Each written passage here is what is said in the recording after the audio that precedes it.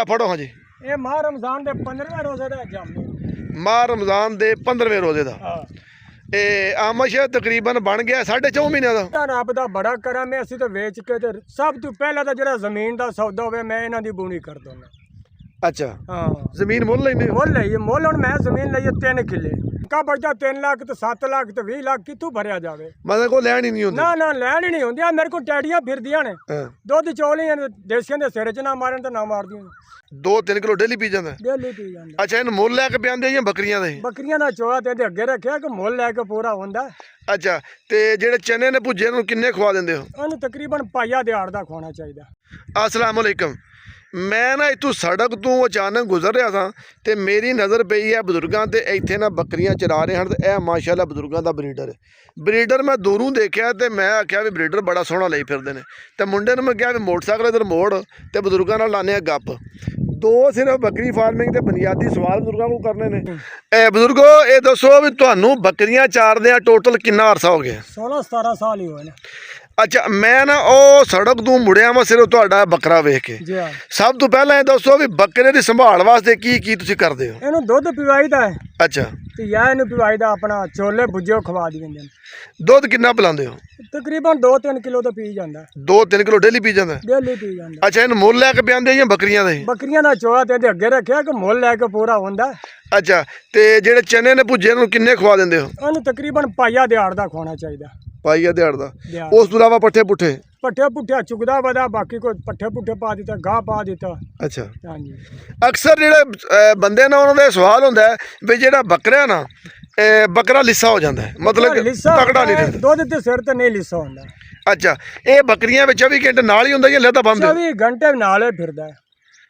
ठीक हो गया। अच्छा मैं ना जी एक फलसफा सुने ਬੱਕਰੇ ਲੈ ਨੂੰ ਮੈਨੂੰ ਅੱਜ ਤਕਰੀਬਨ ਮਹੀਨਾ ਹੋ ਗਿਆ ਹੈ। 1 महीना? 1 ਮਹੀਨਾ। अच्छा ਤੇ ਮਹੀਨੇ 'ਚ ਅੱਜ ਬੱਕਰਾ ਬਣ ਗਿਆ। अच्छा अगे को रखा था जे? ਅੱਗੇ ਮੇਰੇ ਕੋਲ ਹੋਰ ਸੀ, ਉਹ ਮੈਂ ਵੇਚ ਦਿੱਤਾ। ਫਿਰ ਮੈਂ ਗਿਆ ਉਹ ਤਰਾਇਆ ਤੋਂ ਅੱਗੇ ਇੱਕ ਫਾਰਮ ਆਈ, अच्छा ਉਸ ਫਾਰਮ ਵਿੱਚ ਜਾ ਲਿਆ 16 ਕੁਲਿਆਂ ਵਾਲੇ 'ਚ। अच्छा ये किन्ने दा लिया जे मुल लिया जे? तो फिर ਮੁੱਲ ਲਿਆ ਉਥੋਂ किन्ने दा? ਇਹ ਲਿਆ ਸੀ ਮੈਂ 175 ਦਾ। 1,75,000 ਜੀ रुपये। ਹਾਂ। ਇਹਦਾ ਮਤਲਬ ਤੁਹਾਨੂੰ ਬੱਕਰੀਆਂ ਦਾ ਸ਼ੌਕ ਹੈ? ਸ਼ੌਕ ਬੱਕਰੀਆਂ ਦਾ, ਬੱਕਰੀਆਂ ਕਰਾਸ ਰੱਖਣਾ ਮੈਂ। ਠੀਕ ਹੈ। ਕਰਾਸ ਦਾ ਹੁੰਦਾ ਖਰਚਾ ਘੱਟ ਹੂੰ ਤੇ ਬਾਕੀ ਕੰਮ ਸੱਟ। ਕਰਾਸ ਤੋਂ ਮੁਰਾਦ ਕੀ ਤੁਸੀਂ ਲੈਂਦੇ ਹੋ? ਭਾਈ ਦੇਸੀ ਬੱਕਰੀ ਆ, ਬੱਕਰੇ ਹੀ ਹੋਵੇ ਟੈਡੀ ਤੇ ਦੇਸੀ ਬੱਕਰਾ ਮਿਲਾਇਆ ਗਿਆ। अच्छा अच्छा हाँ। ਇਹ ਜਿਹੜੀਆਂ ਬੇੜੀਆਂ ਸਭ ਕਰਾਸ ਹੈ।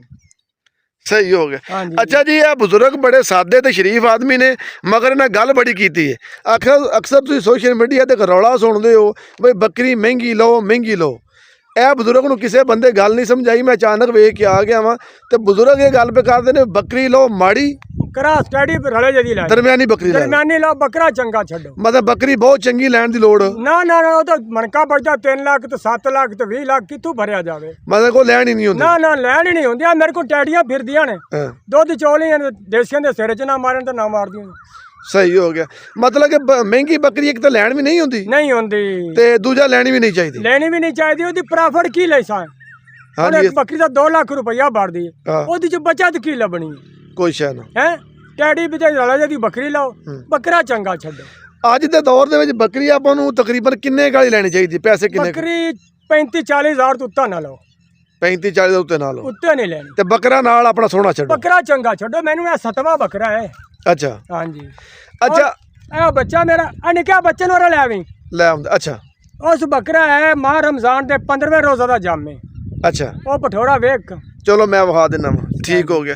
ਅੱਛਾ ਹੁਣ ਦੂਸਰੀ ਗੱਲ ਇਹ ਦੱਸੋ ਬਈ ਤੁਹਾਨੂੰ 15 ਸਾਲ ਹੋ ਗਏ ਨੇ। ਜੀ ਹਾਂ। 15 ਸਾਲਾਂ ਦੇ ਵਿੱਚ ਤੁਸੀਂ ਇਹਦੇ ਚੋਂ ਕੀ ਪਾਇਆ ਕੀ ਖੋਇਆ? ਅਸੀਂ ਤਾਂ ਰੱਬ ਦਾ ਬੜਾ ਕਰਮ ਹੈ, ਅਸੀਂ ਤਾਂ ਵੇਚ ਕੇ ਤੇ ਸਭ ਤੋਂ ਪਹਿਲਾਂ ਤਾਂ ਜਿਹੜਾ ਜ਼ਮੀਨ ਦਾ ਸੌਦਾ ਹੋਵੇ ਮੈਂ ਇਹਨਾਂ ਦੀ ਬੂਣੀ ਕਰ ਦੂੰਗਾ। ਅੱਛਾ ਹਾਂ ਜ਼ਮੀਨ ਮੁੱਲ ਲੈਂਦੇ ਹੋ? ਮੁੱਲ ਲਈਏ, ਮੁੱਲ ਹੁਣ ਮੈਂ ਜ਼ਮੀਨ ਲਈਏ 3 ਕਿੱਲੇ। ਅੱਛਾ ਜੀ। ਇਬਤਦਾ ਤੂੰ ਸੌਦੇ ਦੇ ਵਿੱਚ ਜਿਹੜੇ ਪੈਸੇ ਪਾਣੇ ਨੇ ਇਸ ਬਿਆਨਾ ਦੇਣਾ, ਅੱਛਾ ਫਿਰ ਡੰਗਰ ਵੇਚ ਕੇ ਉਧਰੋਂ ਪੈਸੇ ਪੂਰੇ ਕਰ ਲੈਣੇ। ਡੰਗਰ ਵੀ ਰੱਖੇ ਨੇ? ਡੰਗਰ ਵੀ ਰੱਖੇ। ਤੁਹਾਡਾ ਕੰਮ ਸਿਰਫ ਡੰਗਰਾਂ ਦਾ ਹੀ? ਡੰਗਰਾਂ ਦਾ। ਮਤਲਬ ਕਿ ਭਾਰੂਆਂ ਦਾ ਤੇ ਵੱਡੇ ਡੰਗਰਾਂ ਦਾ। ਬਜ਼ੁਰਗਾਂ ਦੀ ਗੱਲ ਤੁਸੀਂ ਬੜੇ ਗੌਰ ਨਾਲ ਮੇਰੇ ਖਿਆਲ 'ਚ ਸੁਣ ਲਈ ਹੋਵੇਗੀ। ਬਜ਼ੁਰਗ ਇਹ ਕਹਿੰਦੇ ਨੇ ਵੀ ਸਾਦੀ ਛੋਟੀ ਬੱਕਰੀ ਲੈ ਕੇ ਬਰੀਡਰ ਚੰਗਾ ਪਵਾ ਕੇ। ਕੁਝ ਲੋਕ ਕਹਿੰਦੇ ਨੇ ਵੀ ਮਾੜੀ ਬੱਕਰੀ 'ਚ ਰੋਜ਼ੀ ਨਹੀਂ ਬਚਦੀ, ਮਗਰ ਇਹ ਬਜ਼ੁਰਗ ਪਿਆ ਕਹਿੰਦਾ ਕਿ ਮੈਂ 3 ਕਿੱਲੇ ਜ਼ਮੀਨ ਲਈ ਫਿਰਦਾ। ਲਈਏ ਇਹਦੇ ਵਿੱਚੋਂ ਲਈਏ ਮੈਂ। ਤੇ ਜਿਹੜੇ ਮੈਂ ਇਲਾਕੇ ਵਿੱਚ ਖਲੋਤਾ ਵਾਂ ਤਕਰੀਬਨ 3 ਕਿੱਲੇ ਜ਼ਮੀਨ ਜਿਹੜੀ ਅੱਜ ਦੇ ਦੌਰ ਦੇ ਮੁਤਾਬਕ 1 ਕਰੋੜ ਰੁਪਏ ਦੀ ਬਣਦੀ ਹੈ। ਬਣਦੀ ਹੈ। ਅੱਛਾ ਜੀ, ਇਹ ਬਜ਼ੁਰਗ ਮੈਨੂੰ ਨਾ ਪ੍ਰੈਕਟੀਕਲ ਵਿਖਾਉਣਾ ਚਾਹੁੰਦੇ ਨੇ ਵਿੱਚ ਇੱਕ ਬੱਚੇ ਦਾ। ਅੱਛਾ, ਇਹ ਬੱਕਰੀ ਹੈ ਤੁਹਾਡੀ? ਹਾਂਜੀ ਇਹ ਜੀ ਨਜ਼ਰ ਮਾਰ ਲਵੋ, ਦੋਗਲੀ ਕੰਨ ਛੱਡੋ। ਹਾਂਜੀ, ਦੋਗਲੀ ਬੱਕਰੀ ਹੈ, ਦਰਮਿਆਨੀ ਜੀ, ਮਤਲਬ ਕੋਈ ਬਹੁਤ ਚੰਗੀ ਬੱਕਰੀ ਨਹੀਂ ਹੈ, ਠੀਕ ਹੈ। ਇਹ ਤਾਂ ਬੱਚਾ ਹੈ, ਇਹ ਬੱਚਾ ਬੱਚਾ ਫੜੋ। ਹਾਂਜੀ, ਇਹ ਮਾਹ ਰਮਜ਼ਾਨ ਦੇ 15ਵੇਂ ਰੋਜ਼ੇ ਦਾ ਜਾਮੇ।